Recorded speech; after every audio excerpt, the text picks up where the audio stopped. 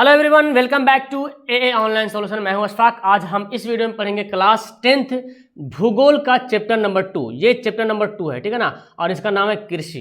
इस वीडियो में, इस क्लास में और इस चैप्टर से जो जो इंपॉर्टेंट क्वेश्चन है आपको मैं बताने वाला हूं। एकदम ध्यान से सवाल को समझेंगे एंड सभी सवाल को ध्यान से याद करने की कोशिश करेंगे, ठीक है। बिकॉज इससे भी कुछ सवाल है जो इंपॉर्टेंट एग्जाम में पूछ लिया जाता है, तो भाई छोड़ना क्यों है ना, जब हमको पढ़ना ही तो है। तो आप लोग पहली बार चैनल पे अगर आ रहे हो तो वेलकम, सभी को स्वागत है। चैनल को सब्सक्राइब कर लीजिएगा, घंटा का बटन दबा के ऑल पर प्रेस करना मत भूलिएगा, ठीक है ना। तो चलिए शुरू करते हैं। सबसे पहला सवाल यहाँ पे है कि चावल जो है कौन सी फसल है, खरीफ फसल है या रबी फसल या जायद फसल है, ठीक है ना।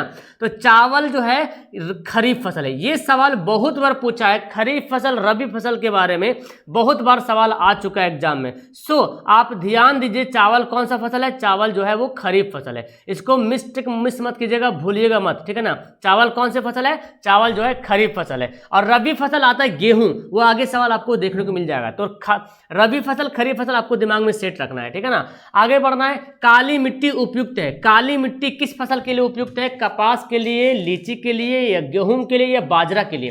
तो आपको मैं बता दूं, काली मिट्टी जो है कपास के लिए उपयुक्त है। ये भी सवाल बहुत बार एग्जाम में पूछा है, VVI क्वेश्चन है। और काली मिट्टी का दूसरा नाम, इसका दूसरा नाम क्या है प्यारे, काली मिट्टी का दूसरा जो नाम है उसको बोलते हैं रेगुर मिट्टी। क्या नाम है, रेगुर मिट्टी। काली मिट्टी का दूसरा नाम क्या है, रेगुर मिट्टी। ओके, आगे सवाल है, दाल किस पौष्टिक अंश का स्रोत है। यानी कि जब आप दाल खाते हो तो उसमें कौन सा पौष्टिक अंश मिलता है, कार्बोहाइड्रेट आपको मिलता है या प्रोटीन मिलता है या विटामिन डी मिलता है या वसा मिलता है। तो जब दाल हम खाते हैं, तो दाल जब खाते हैं तो उसमें जो है प्रोटीन मिलता है, ठीक है ना। तो दाल किस पौष्टिक अंश का स्रोत है, प्रोटीन का है, ऑप्शन नंबर बी। नेक्स्ट सवाल देखते हैं। दुग्ध उत्पादन में विश्व में भारत का कौन सा स्थान है। यानी कि दूध उत्पादन जो होता है, तो दुनिया में सबसे ज्यादा दूध कहाँ होता है, तो याद कीजिएगा भारत में दूध सबसे ज्यादा उत्पादन होता है। यानी कि प्रथम स्थान जो है दूध का है, इसलिए क्योंकि भारत में पशु जो है पशु का पालन सबसे ज्यादा भारत में होता है, ठीक है ना।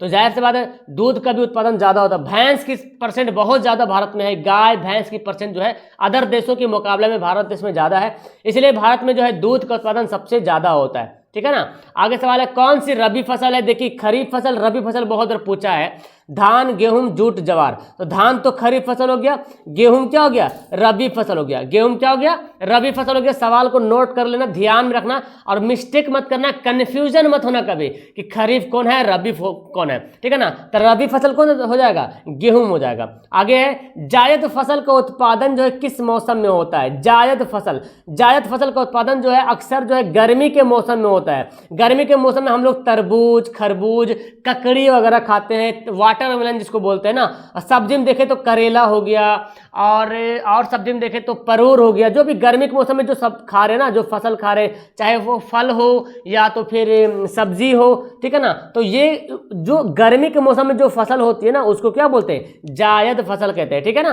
क्या बोलते हैं, जायद क्रॉप्स कहते हैं। आगे कौन सी रेशेदार फसल है, कौन सी फसल रेशेदार, यानी कि जिससे रेशा निकलता है, जिससे फाइबर निकलता है ना। तो देखो जूट है, चावल है, गेहूं या बाजरा, कौन है। तो चावल में तो रेशा नहीं मिलता है, गेहूं में भी रेशा नहीं मिलता है, बाजरा में भी नहीं मिलेगा। जूट में रेशा होता है और जूट से कपड़ा भी बनता है, ठीक है ना। तो जूट जो है रेशेदार फसल है। बोरा वगैरह जो होता है ना जूट से बनता है, बोरा हो गया, खटिया जो बिनते हैं ना, उसका सब जो है जूट से बनता है। तो जूट जो है रेशेदार फसल, आप देखे होंगे खटिया जब बिनता है या बोरा बनता है, तो जो बोरा जो रहता है ना, मोटा मोटा वाला जो बोरा जो रहता है वो जूट रहता है एक्चुअली, है ना। यानी कि पौधा से बना है वो, ठीक है ना। ऑप्शन ए हो जाएगा।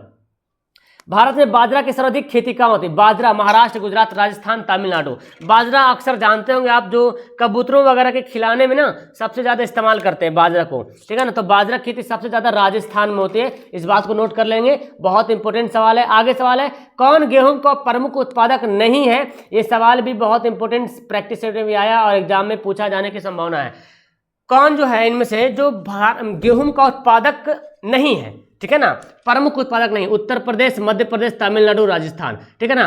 तो देखो तमिलनाडु जो है गेहूं उत्पादक नहीं है, ठीक है ना, तमिलनाडु जो है गेहूं उत्पादक राज्य नहीं आता है। आगे है, भारत के किस राज्य में सोपानी कृषि यानी कि सीढ़ी नुमा खेती होती है। तो आपको चैप्टर नंबर 1 में भी पढ़ना था कि सोपानी कृषि कहाँ होती है, सीढ़ी नुमा खेती कहाँ होती है।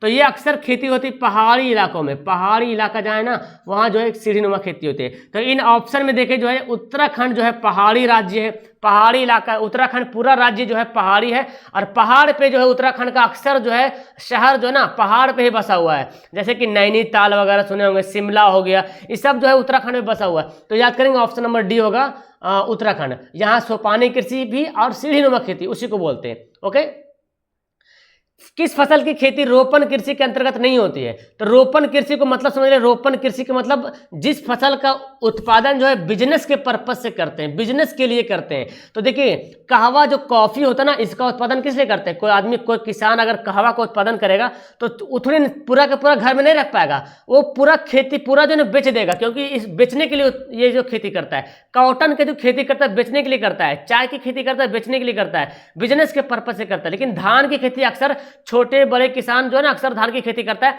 और जैसे छोटे छोटे किसान होते हैं तो क्या करते हैं, गेहूं धान को थोड़ी ना बेचते हैं, धान को घर में ही रख लेते हैं, अपना जीवन चर्या करते हैं ना। अब कहवा कपास खेती चाहे ये जो बड़े बड़े पैमाने पे जो इसका बिक्री होता है, बिजनेस होता है, व्यापार होता है। और इसके अलावा और क्या हो जाएगा, रबर की खेती, रबर की खेती भी जो है आ जाएगा, रोपण में आ जाएगा। गन्ने की खेती, गन्ने जो खेती करते हैं वो भी जो है ना इसमें आ जाएगा, रोपण में आ जाएगा। भारत में जूट की सबसे अधिक खेती कहाँ होती है, जूट की, बहुत अच्छा सवाल है। जूट की खेती सबसे ज्यादा कहाँ होती है, असम में, पश्चिम बंगाल में, तमिलनाडु में, उड़ीसा में, है ना। चलिए तो देखो आप सवाल देखो ध्यान से, भारत में जूट की खेती सबसे ज्यादा कहाँ होती है। तो याद कीजिएगा पश्चिम बंगाल में जूट की खेती सबसे ज्यादा होती है, ठीक है ना। भारत का पश्चिम बंगाल जो राज्य है ना वहाँ जूट की खेती सबसे ज्यादा होती है। भारत में धान की खेती सबसे अधिक कहाँ होती है, याद कीजिएगा धान की खेती।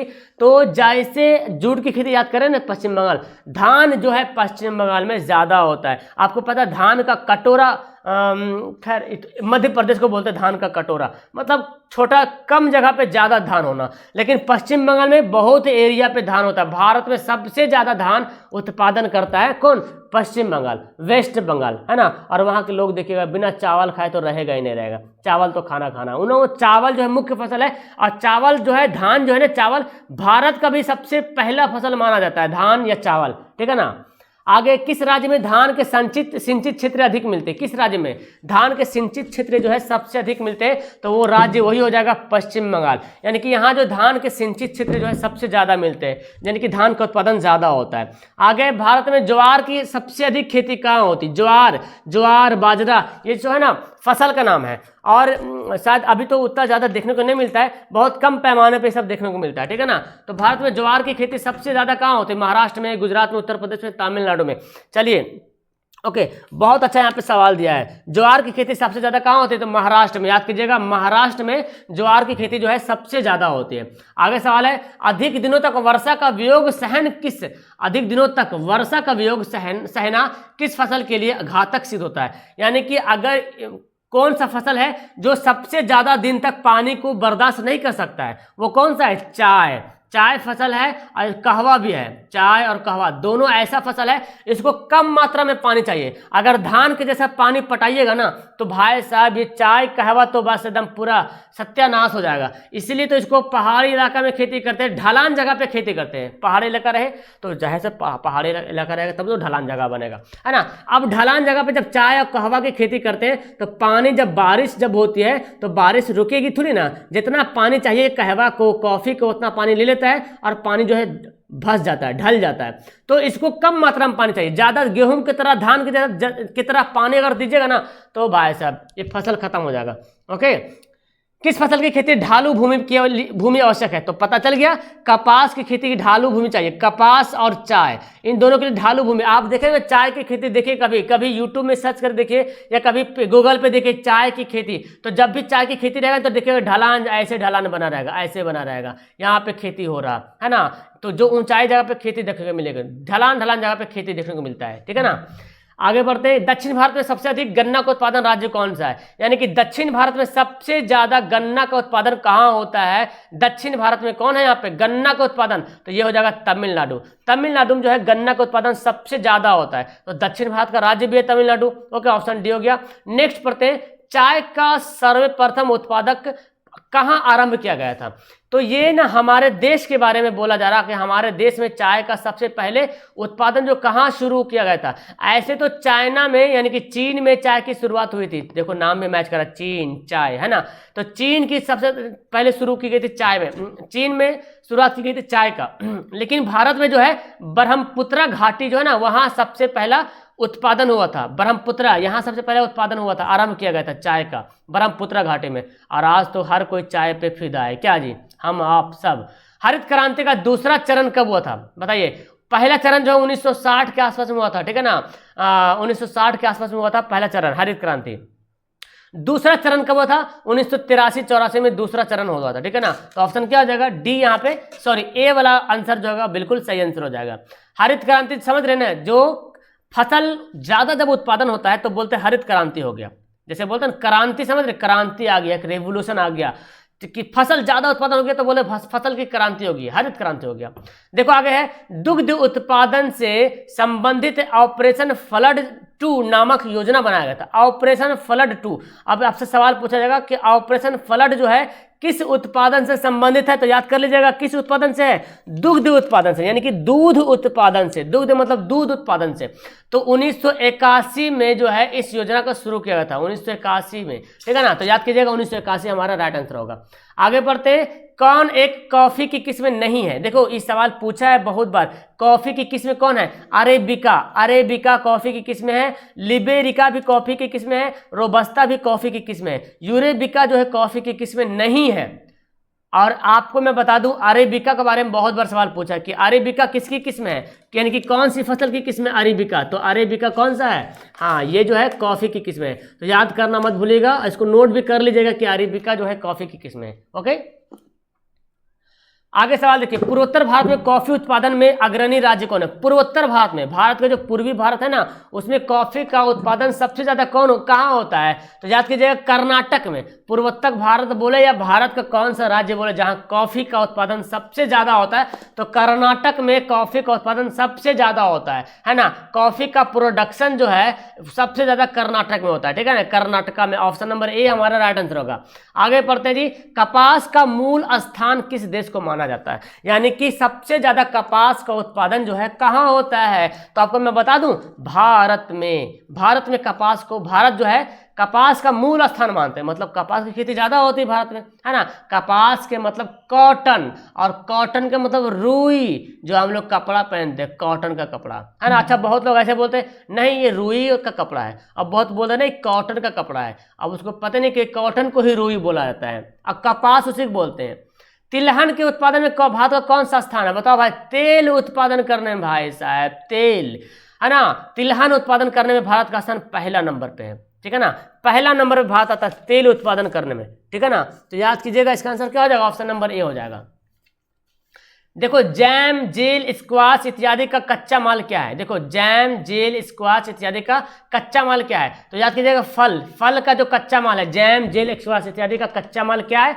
फल। यानी कि देखो फल से जैम, अरे जैम तुमने सुना नहीं क्या?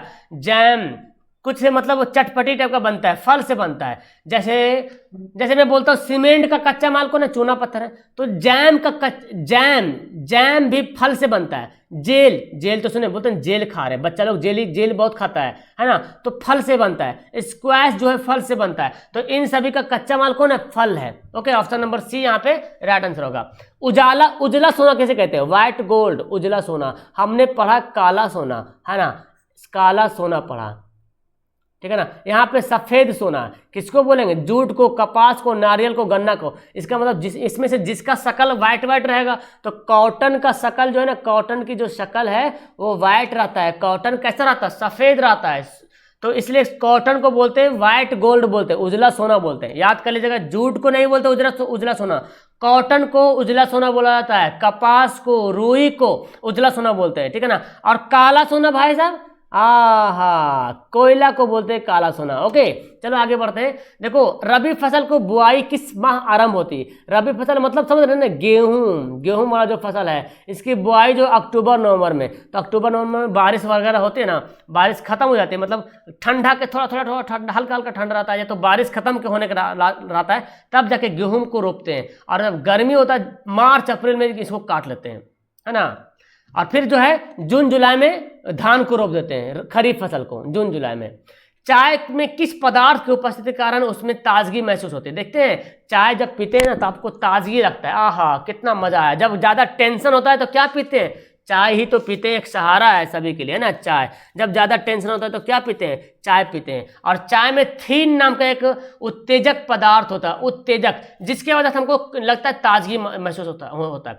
और कैफीन जो है कॉफी में, कैफीन किसमें पाया जाता है? कॉफी में पाया जाता है। तो कॉफी भी पीते हैं तो हमको ताजगी लगता है ना, ताजा ताजा मूड फ्रेश हो जाएगा। तो चाय में थीन नाम का एक उत्तेजक पदार्थ होता है, जिसके कारण जो हमको ताजगी महसूस होता है, ठीक है ना, थीन।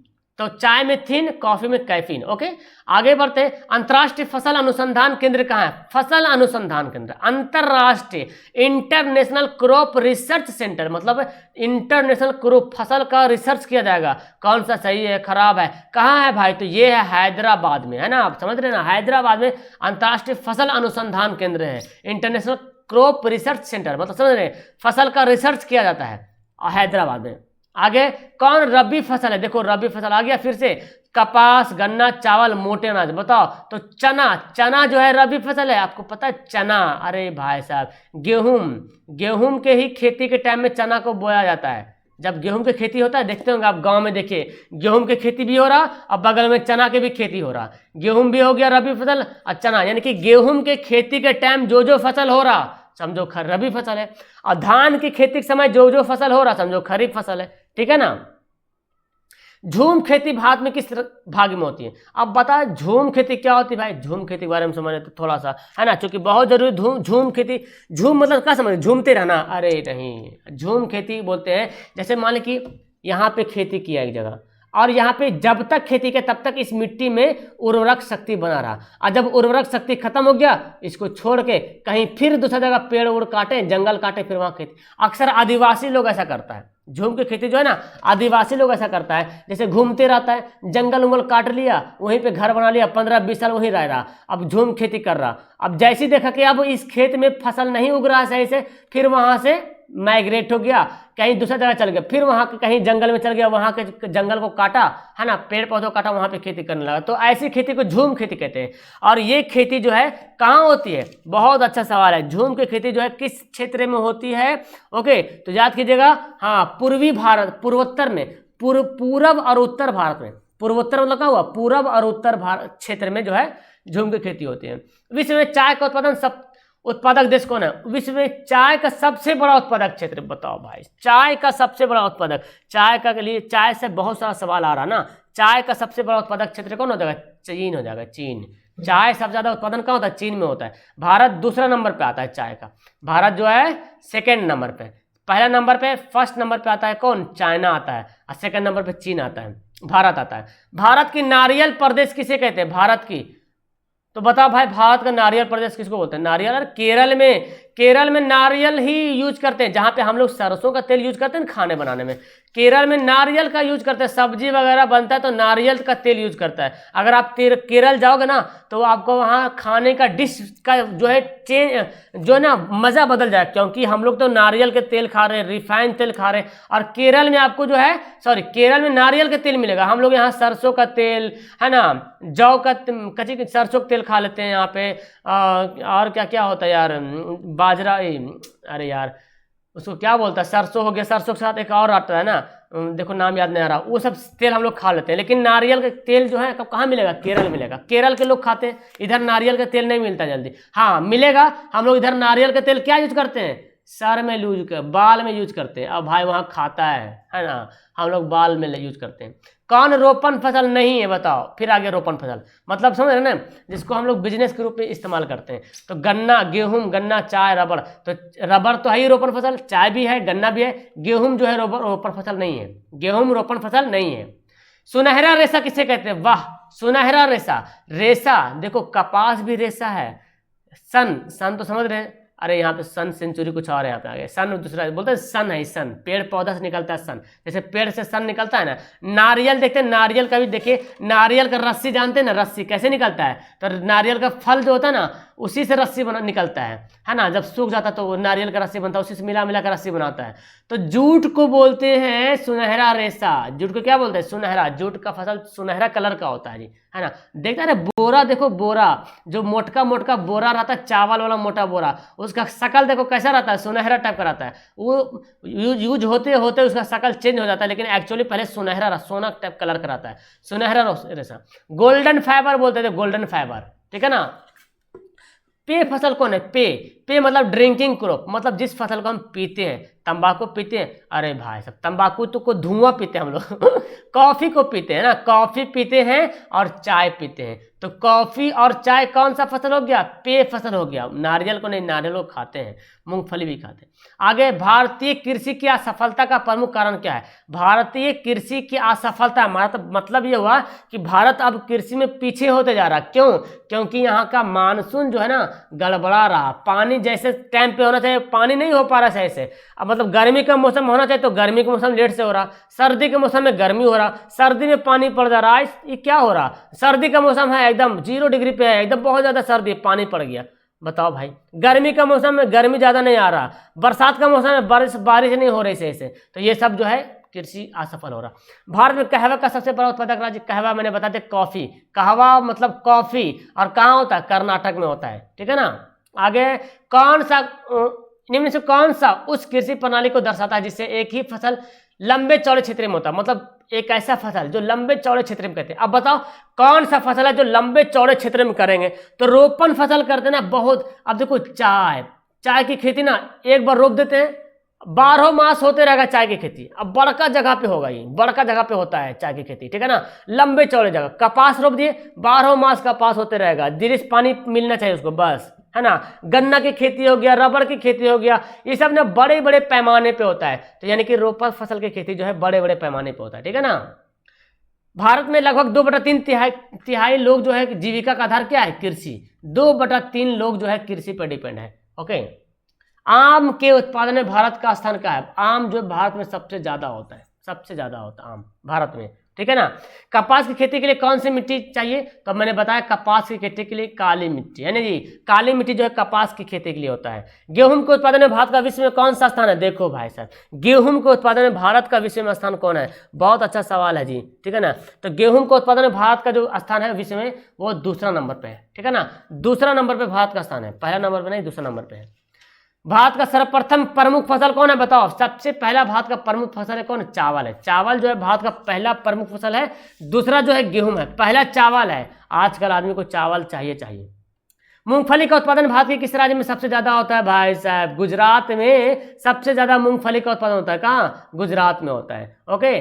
कौन दलहन फसल नहीं है? पहचान लो दलहन फसल, दाल वाला फसल कौन नहीं है?